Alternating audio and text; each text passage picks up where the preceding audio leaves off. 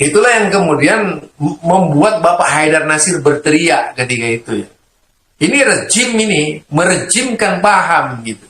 Nah kalau sudah paham menjadi rezim Pak, kekuasaan paham yang dominatif dengan negara, pada intinya nanti negara itu bukan lagi berpihak kepada, bukan lagi bisa bersikap adil itu. Akhirnya negara itu akan menjadi negara otoriter di atas sebuah paham. Ini bahayanya rezim gitu. Jadi kalau rezim paham seperti itu. Jadi kalau sudah otoriter, maka tidak boleh ada paham yang hidup di Indonesia. Ini toleransi yang kebablasan, Pak. Satu sisi mereka merangkul, yaitu pemahaman-pemahaman agama lain yang tak sejalan dengan akidah Muhammadiyah, akidah Islam. Ya, satu sisi mereka itu menggasak ormas-ormas lain yang tak sesuai dengan mereka, gitu.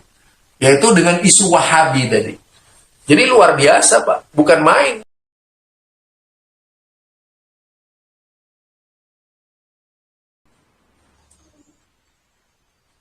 Karena mereka ini benar sebagaimana yang dikatakan oleh Bapak Haidar Nasir ya. Ada usaha merezimkan pemahaman di Indonesia. Bahwa pemahaman mereka saja yang benar, yang lainnya itu salah gitu. Sehingga bayangkan saja Pak, kalau misalnya itu pembubaran Wahabi dilakukan oleh kelompok mereka dengan sendirinya, itu membubarkan Muhammadiyah, Persis, dan Al-Irsyad. Karena jelas sekali. Ini loh. Di Muhammadiyah ini dengan mereka itu. Jadi ada banyak perbedaan dengan mereka. Dan sekiranya Muhammadiyah dibaca secara utuh oleh mereka, fatwa-fatwanya, pasti mereka itu memberikan stempel Wahabi kepada Muhammadiyah. Jadi mereka ini secara politis berjuang di tingkat pemerintahan untuk memberangus ormas-ormas yang tak sesuai dengan mereka. Apalagi secara kebetulan ada terkait ya dengan wakil presiden, mudah-mudahan wakil presidennya ini bijak gitu. Kemudian departemen agamanya juga bijak karena dari mereka. Selama tokoh-tokoh Muhammadiyah dari zamannya Bung Karno sampai Pak Harto itu belum pernah ada pendapat-pendapat yang ngawur seperti mereka. Nah, di sini letaknya usaha perjuangan yang dilakukan oleh mereka, yaitu merezimkan pahamnya sebagai paham yang paling benar di Indonesia. Bersusah payah mereka. Itu juga dai-nya banyak, Pak. Dai-nya ini mereka gunakan sebagai dai, menyerbu pemahaman-pemahaman yang terjadi di yang terjadi di YouTube. Itu cukup banyak mereka menggunakan akuan-akuan, yaitu sebagai pemuda-pemuda NU. Mereka berani menyatakan pemuda ASW aja. Mereka itu punya peran di NU. Sebagai anggota Bahsul Masail dan sebagainya. Tapi mereka yang ada di YouTube ini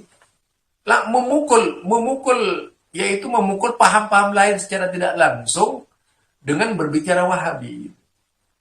Nah di sini apa? Kalau kita lihat, lihai sekali mereka itu ketika nempelengnya itu ke Wahabi, tapi yang dituju ormas-ormas lainnya.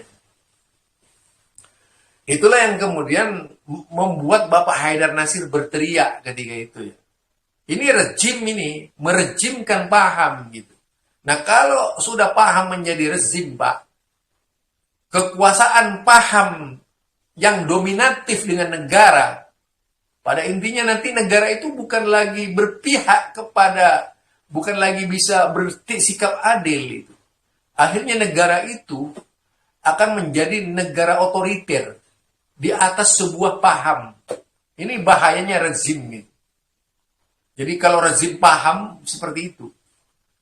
Jadi kalau sudah otoriter, maka tidak boleh ada paham yang hidup di Indonesia. Ini toleransi yang kebablasan, Pak. Satu sisi mereka merangkul, yaitu pemahaman-pemahaman agama lain yang tak sejalan dengan akidah Muhammadiyah, akidah Islam. Ya, satu sisi mereka itu menggasak ormas-ormas lain yang tak sesuai dengan mereka, gitu. Yaitu dengan isu Wahabi tadi. Jadi luar biasa, Pak, bukan main itu. Gitu. Jadi ketika kita diam, tidak bereaksi misalnya, mereka menganggap tindakannya benar, Pak. Dan jika sampai itu diluluskan oleh negara, bisa hancur negara itu, Pak. Ya akan terjadi banyak pembantaian dan pembunuhan seperti yang terjadi di zamannya Mu'tazilah itu. Mu'tazilah ini adalah paham yang menjadi rezim di zamannya, yaitu tadi di zamannya kepemimpinan Sultan-Sultan Mu'tazilah, raja-raja Mu'tazilah ketika itu, termasuk yaitu dari Abbasiyah, kelompok-kelompok Abbasiyah itu, kaum Mu'tazilah. Hingga pada akhirnya di zaman Harun ar-Rasyid mulai mengendor sedikit demi sedikit baik. Kalau sebelumnya setiap ulama yang berwawasan ahlus sunnah itu pada waktu kejayaannya Mu'tazilah ini tidak sedikit, Pak, yang dicambuk, dipenjara, dipukul. Nah ini bisa terjadi di Indonesia. Setiap paham yang berbeda dengan mereka itu nanti akan dijadikan sasaran tuduhan hukum karena perbedaan. Jadi politik-politik seperti ini adalah politik-politik masa lalu yang dikembangkan oleh mereka. Ini seharusnya tidak terjadi di Muhammadiyah.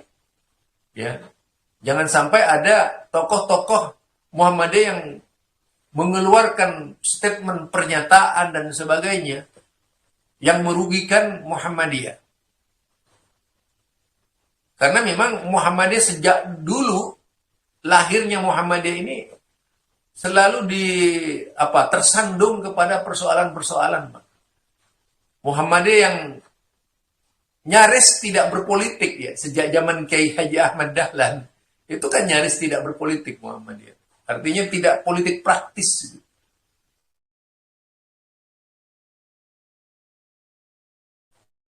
Beda dengan sebelah, ini sudah sebelah ini mengenyam politik dan pernah, artinya pemahaman agama itu sudah pernah menjadi politik.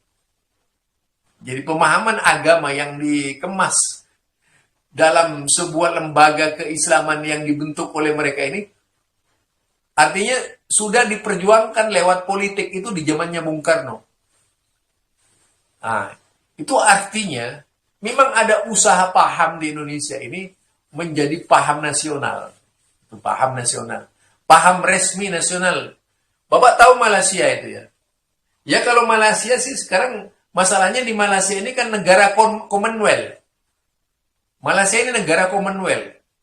Ketika di sana itu dinyatakan negara hanya bermazhab Imam Syafi'i, misalnya di Malaysia, tapi ada sebuah negeri di Malaysia yang Wahabi, itu tidak apa-apa, Pak. Karena di sana Commonwealth negaranya. Jadi ada raja-raja kecil di situ, raja-raja kecil. Seperti di Kelantan, Perlis, itu ya, Selangor dan sebagainya itu. Negeri Sembilan, itu kan banyak. Nah, yang terkesan sebagai Wahabi itu negeri Perlis. Itu sama dengan Muhammadiyah, Pak. Dulu bahkan berharap di sana itu lahir Muhammadiyah itu di Perlis jadi Muhammadiyah. Entah apa sudah ada Muhammadiyah, saya kurang tahu di Perlis ini. Karena di sana itu rajanya saja Wahabi. Rajanya saja itu yaitu Salafi, Pak. Rajanya itu. Jadi orang-orang Perlis itu sampai ke yang muftinya itu adalah dari Salafi itu. Itu muftinya di Raja Perlis sana. Nah, ini bedanya. Kalau di Indonesia misalnya direjimkan pemahaman tadi, sebuah Asy'ariyah jadi paham di Indonesia, tentu saja itu akan banyak menelan korban, Pak. Karena berbeda di Indonesia ini presiden yang berkuasa. Nah, presiden yang berkuasa ketika presidennya itu, artinya pemerintahannya itu hanya melegalkan satu paham, maka akan menjadi hukum parameter di dalam Islam yang kalau Muhammadiyah kan tidak, Pak. Muhammadiyah berpikirnya begini kalau Muhammadiyah. Oke, kami berbeda dengan kalian. Ini Muhammadiyah. Kami berbeda dengan kalian, tapi kami tidak mengaku yang paling benar. Itu Muhammadiyah. Oh, kalau mereka tidak, berbeda, Pak. Jadi kalau ingin masuk surga, harus lewat kami. Itu bedanya.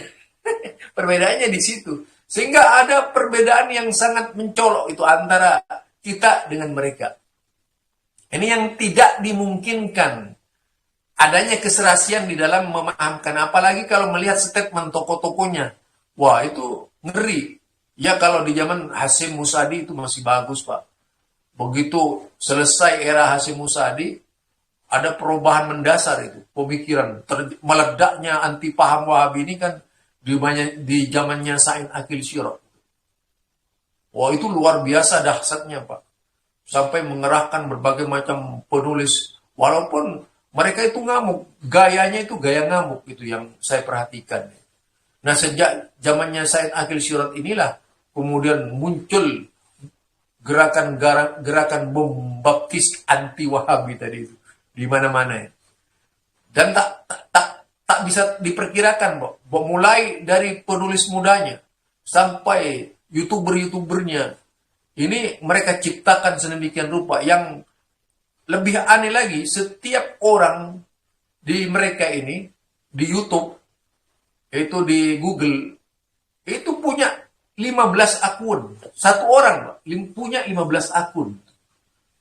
Sering saya perhatikan. Itu program, Pak, wajib membuat 15 akun. Tujuannya ya, akhirnya apa? Bisa ketahuan dari caranya berbicara, Pak. Caranya berbicara. Bisa sama itu, walaupun akunnya berbeda. Karena dari orang yang sama. Ya, tujuannya apa? Mengepung pemikiran-pemikiran yang tidak berafiliasi kepada mereka. Nah, itu ya, jadi di Muhammadiyah ini, kalau kita melihat dasar-dasar perjuangannya, itu manusiawi sekali gitu. Karena sejak berdirinya Muhammadiyah sampai sekarang, tidak pernah berbuat onar di Indonesia. Tidak pernah, terhadap ormas manapun, tidak pernah berbuat onar. Terhadap pengajian siapapun tidak pernah berbuat onar. Itu langkah yang ditempuh oleh Muhammadiyah. Nah, berbeda, Pak, dengan di luar sana. Ya, kita lihat bagaimana mereka berjuang. Justru kalau saya masih pernah berada di Madura, itu diingatkan, Pak, begitu ceramah. Hati-hati, Ustaz, kalau ceramah di sini, di sebelah ini masjid sebelah gitu. Nah, itu pernah saya diundang ke Bangkalan ya. Jadi Masjid Muhammadiyah itu berhadap-hadapan dengan masjid Kiai Haji, masjidnya Kiai Haji Muhammad Khalil Bangkalan itu. Pesantrennya berhadap-hadapan dengan pesantren di situ, jual kitab apa. Itu saya begitu diundang ke Bangkalan ini, itu sudah diperingatkan. Artinya memang berbeda antara orang yang hidup di Muhammadiyah dan orang yang hidup di luar Muhammadiyah itu. Kalau di Muhammadiyah kan tidak menciptakan keresahan seperti itu ya. Apa ya? Tidak, di Muhammadiyah ini, Pak, tidak galau dengan pengajian orang lain. Jadi kalau ada orang Muhammadiyah galau dengan pengajian orang lain, dipastikan bukan Muhammadiyah. Kalaupun mau menanggapi Muhammadiyah itu ya secara bijak, secara ilmiah, secara ilmu. Tidak kemudian mengerahkan massa, demo. Muhammadiyah ini punya kekuatan, Pak. Dulu pada waktu peristiwa Kokam misalnya ya, Kokam di Yogyakarta ketika ada pengajian Filiksio misalnya, pengajiannya Khalid Basalama. Justru perannya yaitu memberikan contoh kepada organisasi-organisasi lain. Bagaimana sikap seorang kokam ya, yang memberikan rasa keamanan kepada orang yang berbeda pendapat itu. Tidak sebaliknya, Pak. Tidak sebaliknya. Ada seruduk segala bagaimana, yaitu memberangus sebuah pengajian. Jadi ada perbedaan mencolok antara Muhammadiyah itu dengan luar sana. Muhammadiyah itu lebih beradab, gitu. Lebih beradab, sangat beradab. Dan tentu saja kalau kita melihat dari pemahaman-pemahaman tokohnya, dakwah-dakwah tokoh-tokohnya, mulai dari tingkat pusat dan tingkat daerah, tidak mencari masalah. Tidak mencari masalah. Karena memang orientasi yang dikembangkan oleh kita itu adalah perdamaian. Cara berpikirnya. Ini Pak perbedaannya. Nah, kembali lagi kepada persoalan tarjih di Muhammadiyah. Jadi ketika tarjih Muhammadiyah ini dikembangkan, bukan kemudian bersifat rezim. Bukan. Tarjih dikembangkan itu untuk warga Muhammadiyah. Kalaupun ada orang luar yang kelak mau mempelajari tarjih, itu jangan ditafsir-tafsir sendiri. Gitu. Karena banyak Pak di situ. Orang-orang luar yang mempelajari tarjih, kemudian tafsirnya mereka sendiri. Ini buktinya Muhammadiyah sama dengan organisasi kami. Gitu. Itu tafsir sendiri Pak. Padahal tidak demikian. Contoh saja mengenai sifat pendalilan di Muhammadiyah kalau kita lihat ya, berkaitan dengan akidah misalnya.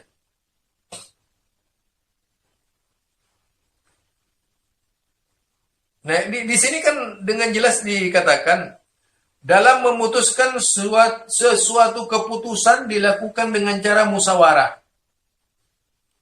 Jadi Muhammadiyah itu tidak gegabah. Tidak gegabah mengeluarkan fatwa perorangan misalnya. Kalaupun ada, itu hanya pendapat Pak, baru pendapat perorangan. Tidak menjadi fatwa Muhammadiyah, tidak menjadi pandangan Muhammadiyah. Siapapun mereka berkata, misalnya, ya dalam memutuskan sesuatu keputusan dilakukan dengan cara musyawarah. Dalam menetapkan masalah ijtihad, digunakan sistem ijtihad jama'i. Jadi ijtihad jama'i ini melibatkan orang banyak di Muhammadiyah. Bukan setiap orang harus, yaitu berpikir, boleh-boleh berpikir di Muhammadiyah, tidak. Kemudian menerapkan di tengah-tengah masyarakat Muhammadiyah. Tidak demikian di Muhammadiyah.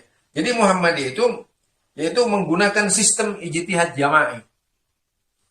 Ini yang harus dipelihara tradisi seperti ini di Muhammadiyah. Tak boleh kemudian memaksakan pendapat ketua sebagai pendapat apa ya, sebagai pendapat organisasi. Tapi kesepahaman, kesamaan setelah melalui sebuah proses argumen. Itu baru gitu, pandangan ini, pandangannya si A, si B, si C, si D, si E, terus si F. Itu dikumpulkan, Pak. Dilakukan ad-jam'i, yaitu penyimpulan dengan kesimpulan. Kalaupun tidak bisa, baru dilakukan tarjih. Jika kedua-keduanya ngotot di tarjih Muhammadiyah, dengan komposisi yang sama, boleh dipakai kedua-duanya itu, Pak. Atau ditawakufkan itu. Jika di Muhammadiyah kan begitu jalannya gitu, agar tidak menimbulkan konsekuensi di luar Muhammadiyah sana. Kemudian dengan demikian pendapat perorangan dari anggota majelis tidak dapat dipandang kuat. Itu. Jadi pendapat perorangan di Muhammadiyah itu tidak menjadi pandangan, Pak. Tidak menjadi pandangan. Boleh dia sebagai wawasan, menurut pendapat saya begini, boleh saja. Tapi jangan kemudian menurut Muhammadiyah, tapi kemudian yang keluar pendapat pribadi. Itu jangan. Jangan, ini banyak soalnya. Memuhammadiyahkan Muhammadiyah dengan kemuhammadiyahan pribadi. Ini yang tidak boleh di Muhammadiyah. Kemudian,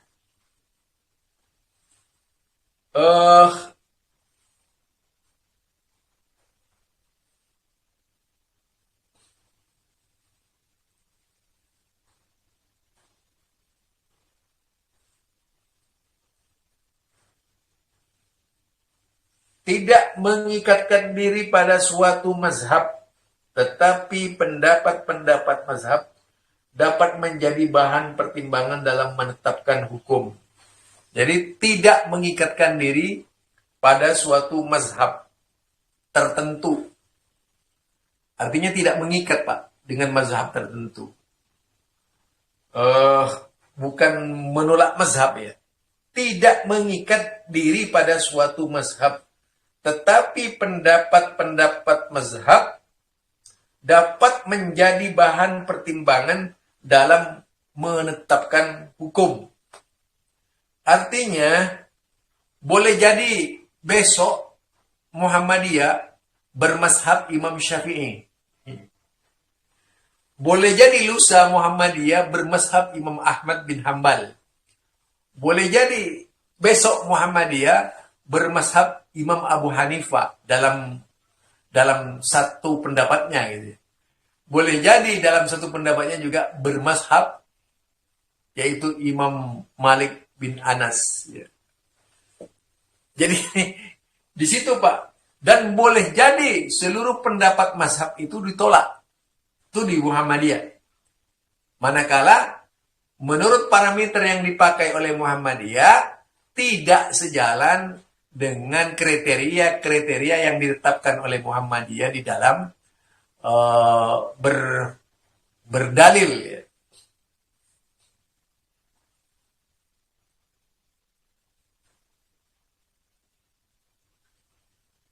Kemudian berprinsip terbuka dan toleran. Jadi berprinsip terbuka dan toleran itu artinya dengan bukan kemudian Muhammadiyah ikut tahlilan, enggak Pak. Toleran ya silahkan bagi orang-orang luar gitu yang mau tahlilan ya monggo tahlilan gitu. Itu artinya ya terserah mereka lah. Yang jelas Muhammadiyah hanya berpendapat bahwa tahlilan begini gitu. Mengapa Muhammadiyah tidak mau tahlilan gitu. Yaitu menjadi dasar pemikiran di Muhammadiyah. Karena memang Muhammadiyah kalau kita perhatikan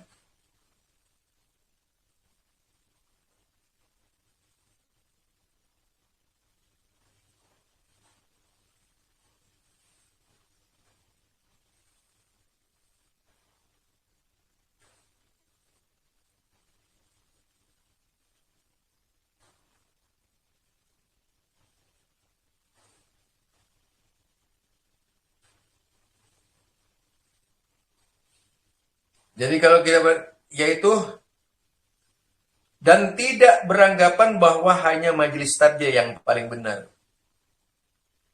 Ini Pak hebatnya kita, lembaga kita ya, tidak beranggapan terhadap kelompok lain hanya majelis saja yang benar.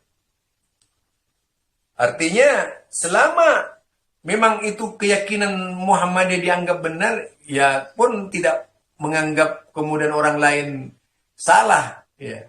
Dalam paradigmanya Muhammadiyah.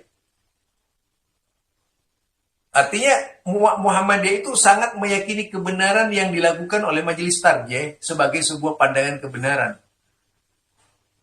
Toh tanpa kemudian menyebut pendapatnya orang lain itu salah. Silahkan aja mereka mau mengamalkan mengapa itu terserah gitu. Nah itu yang dilakukan. Nah, keputusan diambil atas dasar landasan dalil-dalil yang dipandang paling kuat, yang didapat ketika keputusan diambil, sepanjang dapat diberikan dalil-dalil lain yang lebih kuat. Dengan demikian, majelis tarjih dimungkinkan mengubah keputusan yang pernah ditetapkan. Jadi bisa suatu hari, kalau ada pendapat orang luar mengkritisi tarjih, ini salah Pak, ini dalilnya, ini, gitu. Diperjuangkan walaupun orang luar Muhammadiyah gitu. Dia itu kemudian mengkritisi tarjih Muhammadiyah dengan argumen yang kuat. Mengenai sholat misalnya di Muhammadiyah ada salahnya. Gitu. Ya silakan dipaparkan pendalilannya secara ilmiah oleh mereka gitu. Jika diterima oleh Muhammadiyah berarti Muhammadiyah mengakui kesalahannya. Ya, jika tidak diterima dan ditolak oleh Muhammadiyah, ya harus legowo gitu. Dulu pernah Pak dari Agam itu Sumatera Barat ya, Sumatera Barat. Itu pendapatnya Tarjih Muhammadiyah pernah disalahkan oleh seorang tokoh Salafi. Dia datang ke Yogyakarta, ulama agam ini, menjelaskan tentang sholat tarawih yang 443 itu, yang dianggap batil oleh mereka. Itu dipersilahkan presentasi di Muhammadiyah oleh Muhammadiyah itu. Nah, ketika dibantai ya, ya kalau dibantai ya diterima gitu. Karena Muhammadiyah juga punya pandangan dalam hal ini. Gitu. Kemudian di dalam masalah akidah tauhid yang digunakan dalil-dalil mutawatir. Jadi akidah tauhid itu yang digunakan dalil-dalil mutawatir. Yaitu supaya terlepas dari persoalan-persoalan yang subhat, Pak. Itu di Muhammadiyah. Mengapa lebih mengutamakan dalil mutawatir? Kemudian juga di dalam memahamkan kepada umat itu ada keputusan. Jadi keputusan Muhammadiyah, Pak, apakah Muhammadiyah ini melakukan takwil atau tidak gitu. Walaupun dalam undang-undang Muhammadiyah ada takwil gitu ya. Tapi kemudian tidaklah dibolehkan perorangan bikin takwil sendiri-sendiri, misalnya seperti itu. Nah, sepanjang perjalanan Majelis Tarjih Muhammadiyah tidak pernah mengeluarkan takwil-takwil terhadap persoalan akidah itu. Menerima apa adanya yang ada itu, sesuai dengan yang diucapkan oleh Allah, bahkan diterjemahkan dengan kata semayam, bersemayam. Jadi kalau ada orang yang memaksakan diri dengan takwilnya, itu salah di Muhammadiyah itu. Karena ada syarat-syarat takwil. Kalau di Muhammadiyah boleh dilakukan dengan musyawarah. Mengeluarkan takwil itu bukan hak perorangan di Muhammadiyah, tidak dibolehkan. Kalaupun harus ada takwil, dilakukan dengan seksama oleh Majelis Tarjih Muhammadiyah atau Munas Tarjih Muhammadiyah. Tidak gampang, Pak, setiap orang lalu berpikir ini Muhammadiyah begini. Tidak demikian di Muhammadiyah. Seperti yang dilakukan misalnya oleh Wahyudi, misalnya tentang Asy'ariyah. Itu pendapatnya Wahyudi, bukan pendapatnya Tarjih Muhammadiyah. Ya. Jangan dipaksakan kemudian menjadi fatwa Tarjih Muhammadiyah. Sesuai dengan kemauan diri sendiri. Tidak boleh artinya pendapat pribadi-pribadi ini hidup di Muhammadiyah. Karena Muhammadiyah itu kolektif, kolegial. Itu sangat penting.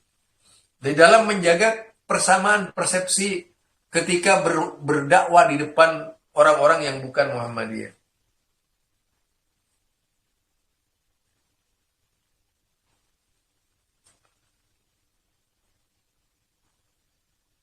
Di dalam mengamalkan agama Islam menggunakan prinsip at-taisir, prinsip mudah, yaitu memberikan kemudahan.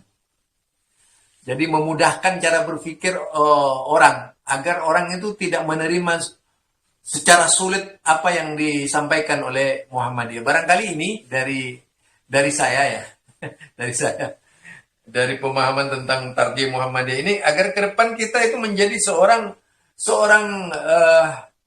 pemikir di Muhammadiyah yang bisa memberikan masukan-masukan, terutama bahan buat Majelis Tarjih Muhammadiyah PDM ini, agar PDM bisa mengelola potensi yang ada, potensi-potensi yang ada di Muhammadiyah, benar-benar aktivasi terhadap majelis utama, yaitu Majelis Tarjih dan Majelis Tabligh Muhammadiyah.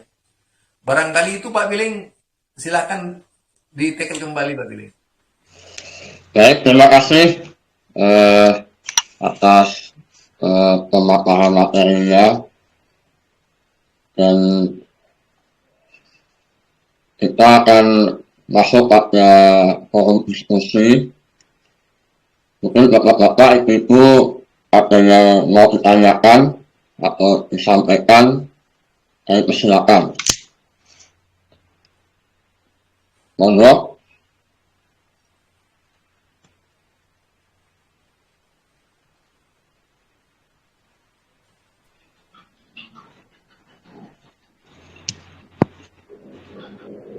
Ya, monggo Pak Nik.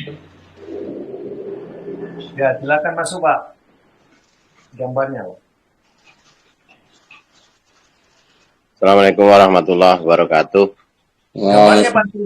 Gambarnya Patri. Direkam Patri. Videonya dipencet Patri. Videonya. kamera ya. Nah. Latihan ini, Latihan ya. latihan. Terima kasih Pak Sajul atas materinya yang inilah proses mencerdaskan dan mencerahkan. Jadi memang Muhammadiyah itu baik organisasinya maupun anggotanya memang harus cerdas dan mencerahkan.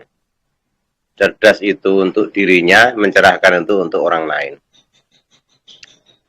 Itu yang barangkali menjadi harapan ya, harapan besar dari sebuah persyarikatan yang ingin membangun jariahnya, tidak sekedar amal untuk keduniaan tetapi sampai kepada kehidupan akhirat. Ini yang sebenarnya membedakan ya, yang membedakan persyarikatan atau organisasi atau ormas di luar Muhammadiyah yang seolah-olah gembar-gembornya itu ingin menggapai surga tetapi caranya dengan klaim-klaim ya, sehingga sebenarnya itu kalau boleh minjam bahasa psikolog itu kan dilandasi ketakutan itu Ustadz, kekhawatiran atau kecemasan sehingga dia beraksi gitu. Dengan kekhawatirannya itu dia beraksi untuk membendung, kan seperti itu. Sebab pengalaman barangkali kalau bisa membaca sejarah, awalnya di Indonesia ini kan belum banyak ormas-ormas Islam itu, hanya beberapa. Dulu kan enak, sasaran tembaknya cuman warga Muhammadiyah atau ormas Muhammadiyah. Namun sekarang ini kan bermunculan ya firqah-firqah atau organisasi-organisasi Islam, sehingga kekhawatiran semakin menjadi-jadi, kemudian aksinya juga sangat kebingungan untuk menangkal itu, menolak itu, dan itu kan sesuatu yang alami itu tumbuhnya dan berkembangnya seiring dengan kecerdasan umat ini kan itu. Sebenarnya kan berfastabiqul khairat itu kan sudah diajarkan dalam Islam. Tapi kadang-kadang sebagian tidak menerima. Bahkan di dalam ormas kita sendiri pun memanai fastabiqul khairat, yang walaupun itu jadi slogan dari anak-anak muda kita, tapi kadang-kadang pemahamannya untuk berfastabiqul khairat itu kadang-kadang memang belum komprehensif. Itu maksudnya. Jadi oleh karena itu, ketika bicara toleransi, itu Muhammadiyah itu sudah tidak hanya tidak hanya bicara, tetapi ada melakukan aksi ya. Actionnya itu sudah nyata. Contoh, di pendidikan Muhammadiyah itu ada non-muslim yang sekolah di situ. Itu kan bagaimana tidak disebut toleransi? Kalau Muhammadiyah dikatakan intoleran, itu dari mana dia? Tapi mohon maaf, ketika pesantren itu kan non-muslim tidak ada yang di situ. Jadi ini saja sudah salah satu bukti bahwa Muhammadiyah itu adalah organisasi yang memang betul-betul menerapkan ajaran Islam yang sebenar-benarnya sejak zaman Nabi sampai saat ini. Nah, cuman sekali lagi bahwa memahami konteks berorganisasi, ya, konteks ketarjihan itu memang tidak sekedar ikut-ikutan, tetapi memang harus secara serius ya. Kemudian kita memang butuh menyiapkan waktu, kesediaan atau kesadaran untuk menyiapkan waktu untuk betul-betul menerima ya, dan memahami tarjih. Karena di internal kita juga Ustadz itu masih ada yang memahami bahwa Muhammadiyah itu tidak tegas Ustadz. Kenapa iftitah itu boleh ini, boleh itu, boleh Allahumma ba'id, boleh wajah tuh, boleh Subhana Malikil Kudus dan lain-lain. Itu dianggap bahwa Muhammadiyah itu tidak tegas. Ini di internal warga kita. Nah itu loh. Jadi kadang-kadang memahamkan pemahaman seperti ini ya, mengubah pemahaman seperti itu juga tidak gampang Ustadz. Itu di internal kita, apalagi ya di luar persyarikatan. Dan ini kenyataan di lapangan Ustadz, bukan mengada-ngada. Jadi butuh proses ya, butuh proses. Dan ketika kita memang sadar bahwa bermuhammadiyah itu menjadi kebutuhan, insya Allah itu akan akan menguat ya, akan menguat semangat kita. Tetapi kalau menganggap bahwa bermuhammadiyah itu hanya sekedar kalau kata yang sering disampaikan oleh Pak Rusdi itu cuman sisa waktu ya, tentu ya namanya sisa, yang dapatnya cuma sisa-sisa saja. Itu pun kalau kebagian, kalau nggak kebagian ya nggak dapat turahan kan gitu. Barangkali itu, terima kasih Ustadz dan teman-teman, selamat bergabung di Telegram. Mudah-mudahan kajian kita akan semakin mencerahkan. Assalamualaikum warahmatullahi wabarakatuh. Waalaikumsalam. Waalaikumsalam warahmatullahi wabarakatuh. Menurut Ustaz ditanggapi.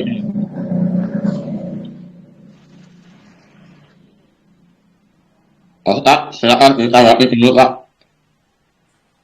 Iya, itu jelas sekali sudah yang disampaikan oleh Bapak Tri berkaitan dengan sikap-sikap yang muncul di luar Muhammadiyah dan di tubuh Muhammadiyah. Apa yang disampaikan oleh beliau memang sangat berbeda sekali kalau berbicara Muhammadiyah dan di luar Muhammadiyah. Prinsip Muhammadiyah itu kan prinsipnya mengakui kebenaran tanpa menyempal kelompok lain sebagai pemangku kesalahan. Gitu. Tidak demikian di Muhammadiyah. Tapi memang Muhammadiyah juga punya prinsip, yaitu tidak pernah menjual surga untuk diri Muhammadiyah sendiri. Artinya Muhammadiyah membela sebuah kebenaran berdasarkan keyakinan bahwa ini adalah ajaran sunnah, ini ajaran dari Rasulullah. Kami harus mengamalkan ajaran Rasulullah. Tanpa mengibaskan ekornya, itu pendapat mereka salah, yang kami benar. Enggak begitu. Di sini prinsip-prinsip yang dipakai oleh Muhammadiyah. Kalau di luar sana kan menghukuminya begini. Di luar sana ini bukan rahasia lagi, tapi rahasia umum. Gitu ya.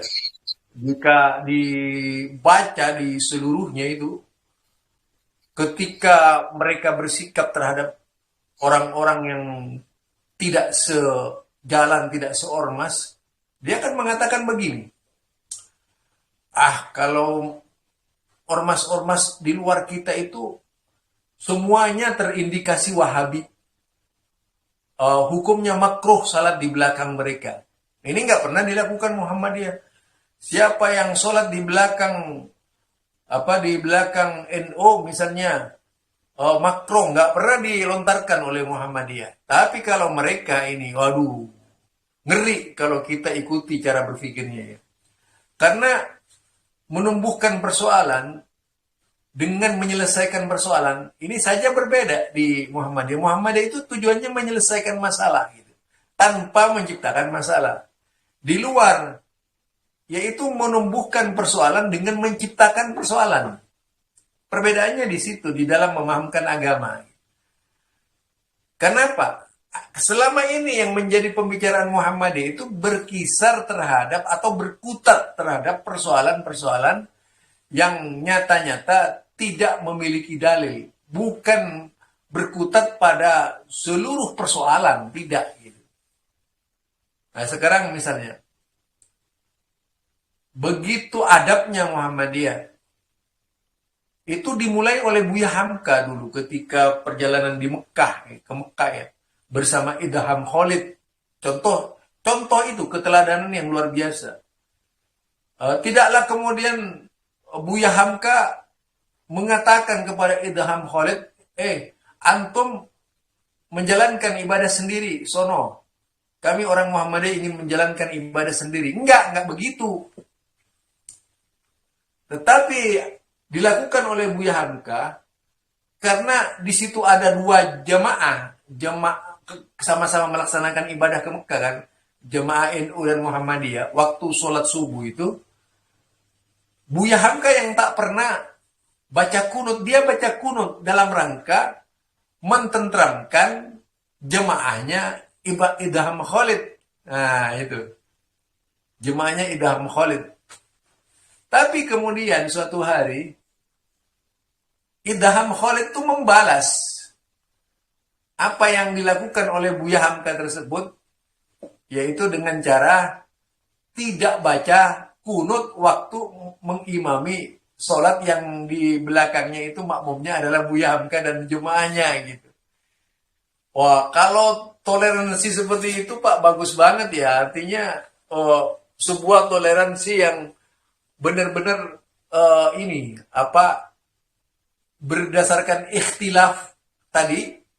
Mereka ini mengikat persaudaraan persatuan, tidak lagi melihat pada perbedaan dalam hal-hal yang padahal itu sepele Pak. Kalau kita lihat sepele masalah kunut tuh. Coba kalau kita mau menggunakan prinsip itu Muhammadiyah prinsip, udahlah kita kan berpandangan bahwa kunut itu bid'ah. Jadi nggak boleh itu dibaca gitu. Kan begitu prinsipnya. Tapi tidak, karena memang yang dihadapi adalah masyarakat awam. Sama halnya yang dilakukan dengan, yaitu Bapak Air Fakhruddin. Ketika melihat jemaah Yasin itu, sampai dia lewat di depannya, Assalamualaikum, itu nggak dijawab. Sampai 2 kali, 3 kali baru dijawab. Kemudian ikut pengajian, ikut baca Yasinan. Tujuannya yaitu tadi berdakwah untuk merubah Yasin. Sampai akhirnya menjadi tafsir Yasin. Dari pengajian Yasin menjadi tafsir Yasin. Lalu setelah sadar, mereka semua, bagaimana ini Yasinnya sudah, tafsir Yasinnya sudah hatam, gitu aja. Pak Aidar, siapa namanya? Bapak Air Fakhruddin ya. Akhirnya apa? Bagaimana kalau pindah ke surat lain? Akhirnya pindah ke surat lain gitu. Karena disetujui oleh mereka yang mayoritas jemaahnya adalah jemaah surat Yasin. Yasinan malam Jumat yang dirubah. Itu gaya-gaya di Muhammadiyah. Muhammadiyah ini Pak tidak kaku sebenarnya. Yang kaku itu ya kelompok luar sana itu apa? Dia menghukumi, membabi buta, buser-busernya ngamuk dan sebagainya. Karena Pak ya itu tadi, dasar klaim kebenaran itu milik mereka. Ini yang menjadi persoalan. Jadi kalau sudah dasar klaim menjadi dasar pemikiran pada sebuah ormas, apapun jenis ormasnya itu, maka yang akan muncul dominasi paham. Kalau sudah dominasi paham, akan bersikap otoriter terhadap paham lain yang berbeda. Ya seperti pembubaran masjid dan sebagainya. Ada sedikit masalah diangkat, dipanas-panasi, dibakar. Supaya muncul persoalan di tengah-tengah umat. Muhammadiyah kan tidak pernah, warganya juga adab-adab. Ada nggak orang-orang Muhammadiyah yang terlibat pembakaran gitu? Nggak pernah sampai detik ini belum ada Muhammadiyah, yaitu ramai-ramai datang mendemo orang. Oke lah, taruh di Padang. Padang ini mayoritas, Pak. Kalau kita lihat Padang itu mayoritas. Di mayoritas Muhammadiyah di Padang, sampai detik ini saja tidak pernah terjadi itu yang namanya dominasi paham. Padahal di situ ada toriko dan sebagainya. Nah, kemudian orang-orang Muhammadiyah di Padang ngamuk, enggak gitu. Tidak tersinggung gitu. Karena Pak, Muhammadiyah itu yang diciptakan adalah yaitu kualitas legowo, menerima perbedaan. Jangan kemudian orang dipaksa kepada pahamnya. Orang yang memaham paksa ini, bagaimana orang lain harus sama dengan dirinya. Akhirnya apa? Tindakan-tindakan yang brutal terhadap paham yang tidak disetujuinya. Jadi contoh-contoh keteladanan sampai tanwirul tafkir yang dibentuk oleh Mas Mansur misalnya ketika itu diisi oleh contohnya Kiai Haji Wahab Asbullah, Mas Mansur dan tokoh-tokoh NU lainnya membentuk lembaga diskusi di situ yang terdiri dari ketua PP Muhammadiyah dan PBNU ketika itu. Itu berjalan, Pak, walaupun pada akhirnya ini bubar gitu. Paling tidak Muhammadiyah itu inisiator, yaitu dalam rangka menciptakan dialogis. Di Surabaya juga kita melihat tokoh, jangankan dengan sesama agama Islam. Di Surabaya itu Pak ada yang namanya dulu Wasian Center di zamannya Abdullah Wasian. Dia menciptakan, Abdullah Wasian ini adalah salah tokoh Muhammadiyah di Surabaya, Jawa Timur. Dia ciptakan dialog dengan agama-agama lainnya di seluruh Jawa Timur. Datang Pak berbagai macam. Di Madura, dulu itu di Madura sudah ada intelektual muslim yang sangat luar biasa juga. Kiai Bahauddin Mudhari, dia orang Muhammadiyah. Dia di dalam berbagai macam diskusinya juga dengan orang-orang di luar Muhammadiyah. Tapi enggak, bagus. Kemudian muncul lagi tokoh yang terkenal, yang namanya Kiai Ustadz Usman Bahabazi di Sumeneb Madura itu. Sampai pengaruhnya ke Jawa Timur, seluruh Jawa Timur ketika itu. Tapi tidak kemudian orang-orang Muhammadiyah itu sombong. Kadang-kadang kita baru tahu satu kelompok saja, satu paham saja, sudah sok itu persoalannya. Jadi di Muhammadiyah itu dilarang memiliki sifat-sifat yang tidak beradab. Karena memang Muhammadiyah itu lahir dari manusia yang beradab. Yang beradab ya bukan berarti yang lain tidak beradab, Pak. Karena Muhammadiyah kan tidak merasa paling benar. Yang jelas cuma tingkat kualitas adabnya di Muhammadiyah itu ditampakkan kepada masyarakat dengan tidak mencederai pemikiran masyarakat atau menimbulkan kemelut di tengah-tengah masyarakat dalam artian klaim-klaim yang klaim dengan mengklaim dan sebagainya. Jadi klaim-klaim inilah yang bisa memunculkan situasi tidak menentu di lapangan. Ini tidak dilakukan oleh Muhammadiyah. Jadi benar apa yang dikatakan oleh Pak Tri. Tidak salah ya. Tinggal kita mengisi apa yang harus diisi kepada kita sebagai warga Muhammadiyah. Yaitu tadi keilmuan yang matang gitu, keilmuan yang matang, pengalaman yang matang, atau prinsip yang matang, metode yang matang. Itu yang bisa membawa kita kepada cara bermuhammadiyah yang mencerdaskan dan mencerahkan. Itu Pak Piling. Baik, terima kasih. Mungkin Pak Rusdi, ngomong Pak Rusdi. Mati mic-nya Pak Rusdi. Ya, belum itu Pak. Terima kasih. Assalamualaikum warahmatullahi wabarakatuh. Waalaikumsalam warahmatullahi wabarakatuh. Terima kasih waktunya Pak Ustadz, Pak Piling. Dari diskusi kita tadi, kita memang membahas masalah tarjih. Jadi menurut saya hanya menyampaikan pendapat, Pak. Bagi warga Muhammadiyah, paling tidak memang kita harus memahami tarjih sebagai politik identitas kita, Pak. Jadi jangan pernah kita merasa minder dengan Muhammadiyah. Kita harus tunjukkan Muhammadiyah itu, kita bermuhammadiyah di tengah-tengah masyarakat. Jadi memang ada di kalangan saudara-saudara kita masih takut-takut mengatakan dirinya Muhammadiyah. Padahal kita bukan partai terlarang, bukan organisasi terlarang. Jadi untuk itu saya mengajak warga Muhammadiyah yang ada di sini supaya kita lebih apalagi istiqomah lagi dalam bermuhammadiyah. Karena tujuan kita bermuhammadiyah hanya itu tadi, membentuk masyarakat Islam yang sebenar-benarnya, dan tujuan kita adalah mendapat ridho dari Allah Subhanahu wa taala. Jadi kalaupun ada di tengah masyarakat bermacam-macam menyudutkan segala macam, mari kita hadapi dengan hikmah dan bijak.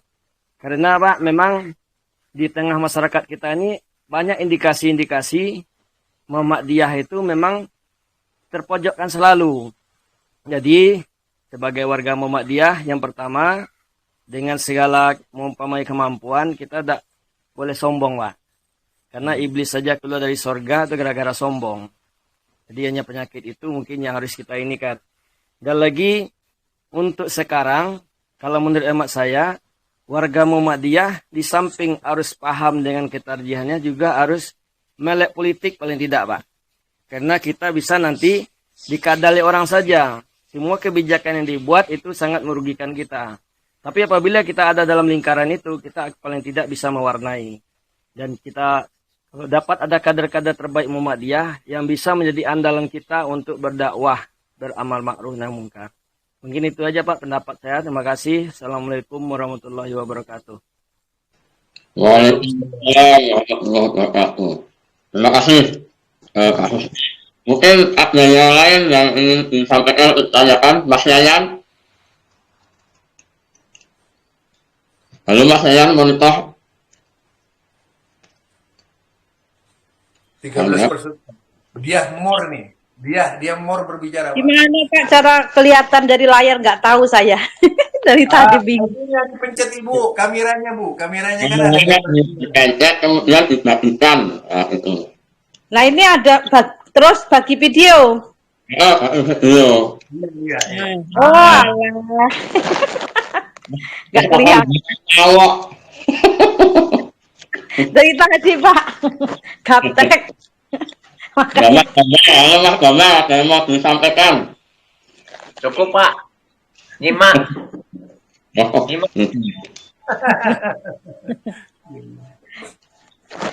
Lagi di Palembang nih Pak. Oh, dari Palembang. Terima kasih atas gabungannya. Mungkin Pak Ustadz menanggapi apa yang disampaikan Pak Husni tadi. Iya, intinya bahwa kita tidak boleh menyembunyikan identitas. Itu Pak Rusdi itu. Jadi jika warga kita itu suka menyembunyikan identitas, takut disebut Muhammadiyah, ini tentu bagian dari merendahkan gaya Muhammadiyah sudah. Kita biasa-biasa aja sebagai warga Muhammadiyah. Bapak di organisasinya apa misalnya? Saya di Ormas Muhammadiyah gitu. Jadi apa dengan gaya yang menyejukkan, jawabannya yang sejuk gitu. Sejuk juga. Oh, kalau misalnya diangkat, oh kan Muhammadiyah begini-begini. Itu kan tidak seperti itulah. Pada intinya orang-orang Muhammadiyah itu toleransinya sangat tinggi gitu. Ya silahkan. Kalau memang bapak-bapak ingin berbeda dengan kami, itu tidak menjadi masalah bagi kami. Yang penting kita itu bersatu dalam Islam, kekuatan Islam gitu. Jadi perbedaan itu tidak jadi masalah. Kami juga berbeda dengan Bapak. Kami menghargai Bapak sebagai seorang orang luar Muhammadiyah, dan kami juga tentu saja berprinsip sebagai seorang Muhammadiyah. Contohnya di Tarjih Muhammadiyah itu kan ada, tidaklah mungkin tahlilan bisa merusak hubungan komunikasi kita dengan tetangga. Karena masih banyak cara-cara lain, misalnya pengajian RT, acara RT, kegiatan RT, RW, dan sebagainya. Mungkin kita perlu mengambil paling depan gitu ketika ada kegiatan-kegiatan RT itu, kegiatan-kegiatan RW dan sebagainya. Kita mengambil paling depan, entah olahraga apa kek dan sebagainya. Kalau perlu ajak mereka itu latihan pencak silat itu, tapak suci dan sebagainya, atau apa sih gotong royong. Banyak lain ya. Walaupun misalnya kita tidak tahlilan, itu akhirnya orang positif tahu, Pak. Oh enggak, dia walaupun tidak tahlilan baik kok kepada kita. Itu pada akhirnya begitu. cara pandangnya orang. Ya contohnya saya lah, pada waktu saya itu di Pondok Gede itu kan, di Pondok Gede, tangkapannya bermacam-macam, Pak. Awalnya itu apa? Sampai ada keluhannya daging kurban. Oh ini Ustadz, awalnya saya dibicarakan jelek, kemudian dia bicara daging kurban yang dilakukan oleh Aisyah karena tidak adil katanya, yang dikasih cuma tulang-tulangnya. Apa yang saya lakukan, Pak? Wah ini kebetulan kata saya. Suatu hari saya tahun kemudian, yaitu hari raya kurban lagi, saya cari 2 ekor sapi, satunya yaitu buat Aisyah, ya pamahan, yang satunya buat warga di situ yang seluruhnya itu bukan warga Muhammadiyah, Pak. Seluruhnya warga NU. Warga, kita tunjukkan sikap kita kepada mereka. Ketika tidak ada kepedulian di situ, kita nunjukkan kepedulian yang amat sangat. Diusahakan sapi itu. Jadi sapi saya serahkan kepada panitia di situ. Pokoknya jangan sampai ada orang yang berwarga NU itu yang tidak makan kurban. Dikhususkan itu, sengaja itu. Lah ini Pak, setelah kurban ini, itu perubahannya dahsyat, Pak. Dari warga, ternyata ya itu Muhammadiyah bagus ya, ini ya pedulinya tinggi. Nah itu Pak. Jadi ternyata sikap itu bisa merubah suasana. Jadi sikap itu bisa merubah suasana. Akhirnya, karena memang jarang Pak, kalau kita lihat ya praktek-praktek lapangan yang terjadi, korban itu banyak didominasi oleh keluarga, itu umum di mana-mana itu. Nah, kita kemudian menyediakan daging kurban itu dikhususkan buat mereka. Jangan sampai ada di antara mereka yang mengeluh.